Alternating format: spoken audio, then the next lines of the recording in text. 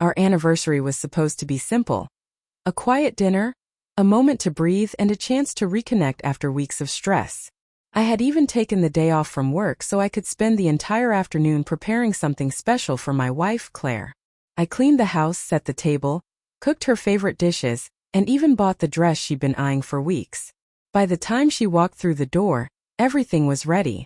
The candles were lit, soft music played in the background, and the entire room felt warm, welcoming, intentional. But the first thing she did was glance around with a sharp, almost dismissive look. "Oh," she said slowly. "You actually did all this?" I nodded, trying not to let the flatness of her tone sting. "It's our anniversary, Claire. I wanted tonight to feel special." She smirked, tossing her bag on the couch. "Special? You think cooking a few dishes makes it special?" Before I could respond, she pulled out her phone and began snapping pictures. Not of the dinner, not of us, but of me. I didn't understand until she turned the screen toward me with a mocking little grin. "I'm sending this to my friends," she said. "They won't believe you actually tried this hard. They always say you're too soft, too desperate to please." Her friends. The same ones who'd spent months making snide remarks about me, whispering that I lacked ambition, lacked confidence, lacked energy. Claire never stopped them. In fact, sometimes she joined in laughing, letting them poke fun at me like it didn't chip away at something inside. I took a breath, steady and controlled. "Claire, this is supposed to be our night. Why are you doing this?" She shrugged, completely unbothered. "Relax. Just a joke. Besides, they all said I should celebrate tonight without expecting too much from you." I guess they were right. For a moment I just stared at her. The woman I loved, the woman I fought for, the woman I supported through every setback. She was standing in front of me, turning our anniversary into some performance for her friends' entertainment. But what she didn't know was that I had reached my limit long before tonight. And this time I wasn't going to stay quiet. Claire moved around the table like a critic inspecting a restaurant she already hated. She lifted the lid off the dishes I'd spent hours preparing, gave them a quick sniff, and then tapped something into her phone, probably sending more live updates to her audience. "Don't take it personally," she said without looking at me. "You're sweet, just not exciting. My friends think I should have been with someone more alive." Alive. The word hung in the air like a slap.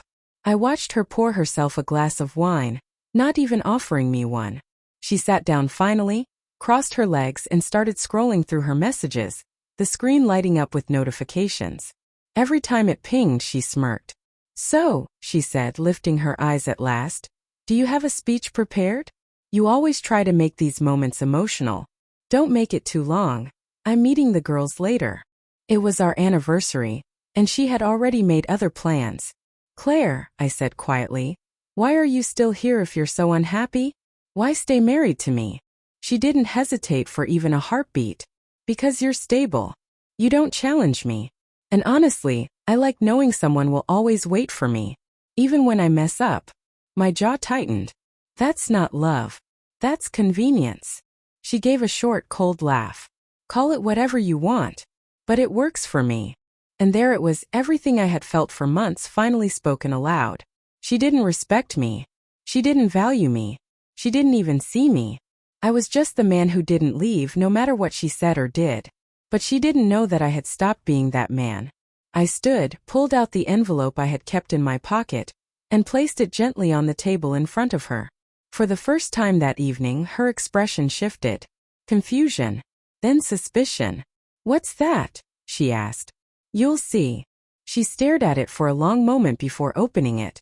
Her eyes moved over the documents inside, and slowly, the color drained from her face.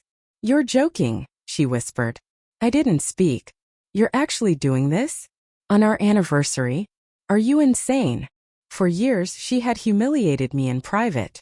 Tonight, she tried to do it publicly, through her friends, through her messages, through every dismissive word. But now the tables had turned, and she finally realized it. Claire shot up from her chair, the envelope trembling in her hands. Her voice, usually sharp, mocking, so certain of its own power, wavered for the first time in a long time. "Why would you do this?" she demanded. "You're overreacting. It was just a joke. My friends didn't mean anything." I didn't mean anything. I looked at her calmly, The weight I'd carried for years suddenly gone.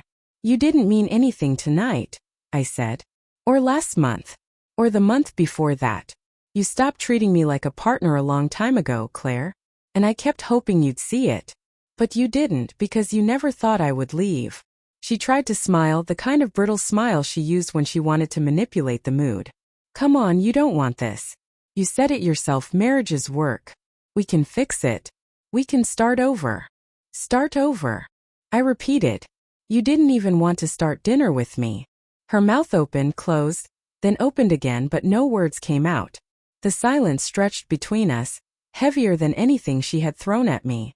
I walked to the table, blew out the candles, and started gathering the plates. What are you doing? She asked, voice cracking. Cleaning up. This dinner meant something to me. But it clearly didn't mean anything to you. And that's all I needed to know. She stepped closer, desperate now. Please don't do this. Let's at least talk. You're upset. And you're making a decision you'll regret. I faced her fully, and for the first time she looked truly small. Not because I wanted her to, but because the arrogance she wore like armor had finally cracked.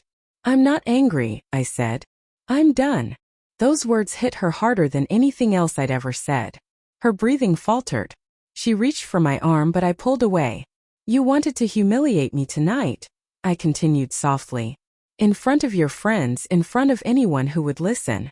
But you didn't realize the only person you were exposing was yourself. You showed me what I meant to you.